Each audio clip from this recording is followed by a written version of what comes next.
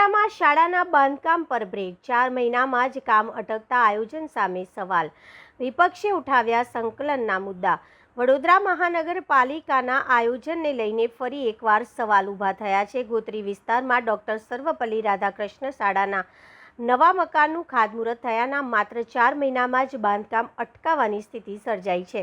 મળતી માહિતી મુજબ સર્વે શિક્ષા અભિયાન હેઠળ 20 ઓરડીવાળી શાળાના બાંધકામ ચાલી રહ્યું હતું। દરમિયાન યસ કોમ્પ્લેક્સથી નવલકાપુરી સુધી પ્રસ્તાવિત બ્રિજ અને રોડ પ્રોજેક્ટની લાઇનમાં શાળાનું મકાન નડતરરૂપ બની શકે તેવી શક્યતા સામે આવતા ટાઉન પ્લાનિંગ વિભાગે ડિઝાઇન અને રોડ લાઇન અંગે સ્પષ્ટતા ન થાય ત્યાં સુધી બાંધકામની કામગીરી સ્થગિત રાખવા સૂચના આપી છે। આ મુદ્દે વિપક્ષે મહાનગરપાલિકાના આયોજન સામે સવાલો ઉઠાવ્યા છે। વિપક્ષના જણાવ્યા મુજબ વિભાગો વચ્ચે પૂરતા સંકલનના અભાવે યોગ્ય આયોજન વિના બાંધકામ શરૂ કરવામાં આવ્યું, જેના કારણે હવે કામગીરી અટકાવવાની નોબત આવી છે। તેમના મતે અગાઉથી આયોજન અને વિભાગો વચ્ચે સંકલન કરવામાં આવ્યું હતું, જાહેર નાણાં અને સમયનો બગાડ ટાળી શકાય તેમ હતો। બીજી તરફ નગર પ્રાથમિક શિક્ષણ સમિતિના પૂર્વ અધ્યક્ષ આદિત્ય પટેલે જણાવ્યું હતું કે બાળકોના હિતને સર્વોચ્ચ પ્રાથમિકતા આપવામાં આવશે। તેમણે કહ્યું કે પ્રસ્તાવિત માર્ગ અને બ્રિજ યોજનાને ધ્યાનમાં રાખીને જરૂરી તકનીકી અને વહીવટી પ્રક્રિયા પૂર્ણ કરવામાં આવશે, તેમજ શાળાનું મકાન કોઈપણ રીતે નડતરરૂપ ન બને તેની ખાતરી કરવામાં આવશે। જરૂરી મંજૂરી અને સ્પષ્ટતા બાદ જ બાંધકામની કામગીરી ફરી શરૂ કરવામાં આવશે।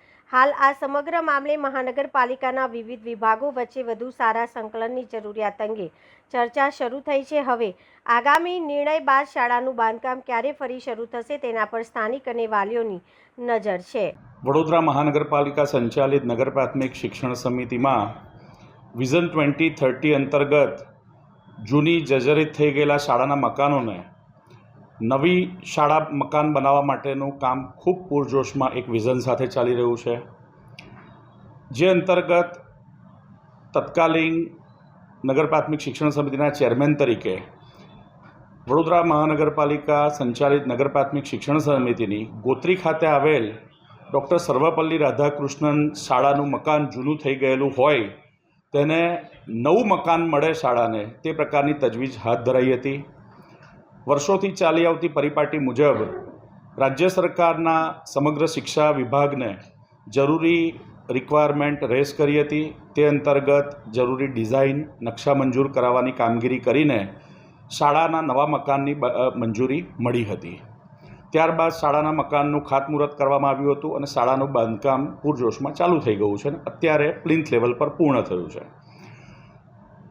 થોડાક દિવસો પહેલાં વડોદરા મહાનગરપાલિકાના બ્રિજ શાખા દ્વારા મૌખિક સૂચના શાળાના આચાર્યશ્રીને આપવામાં આવેલી હતી, જે વિગત નગર પ્રાથમિક શિક્ષણ સમિતિના સત્તાધીશો અને સાથે સાથે વડોદરા મહાનગરપાલિકાના પદાધિકારી તરીકે મારા ધ્યાને આવતા સ્થળની અધિકારીઓ સાથે સંયુક્ત વિઝિટ કરી હતી અને વિઝિટ દરમિયાન ચર્ચા વિચારણાને અંતે એક વસ્તુ ધ્યાને આવી હતી કે જે ન્યૂ અલકાપુરીથી ગોત્રી તરફ નવો જે બ્રિજ બનવા જઈ રહ્યો છે એ સંદર્ભે આ શાળાનું મકાનનો કેટલોક પાર્ટ રોડ લાઇનમાં આવી રહ્યો છે, પરંતુ મને આપને જણાવતા આનંદ થાય છે કે જૂનું મકાન કરતાં અત્યારે બની રહેલું નવું મકાન 3 મીટર અંદરની સ્થિતિએ છે, પરંતુ આ શહેરના વિકાસનું એક ક્ષિતિજ એવું બ્રિજ બનનાર હોય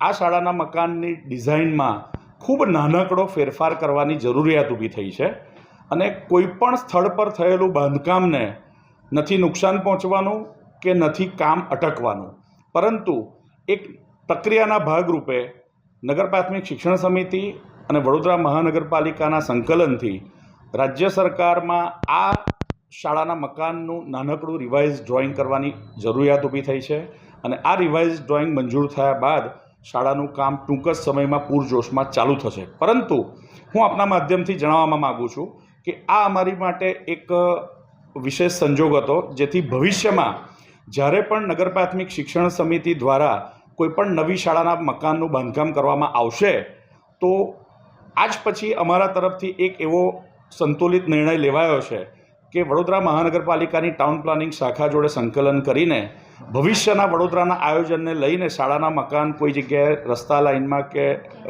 નડતરરૂપ નથી ને તે પ્રકારની ચોકસાઈ કરવામાં આવશે. અને હું આપને ખાતરી આપું છું કે ટૂંક જ સમયમાં ડૉક્ટર સર્વપલ્લી રાધાકૃષ્ણન શાળાના નવા મકાનનું બાંધકામ ફરીથી પૂરજોશમાં ચાલુ થશે.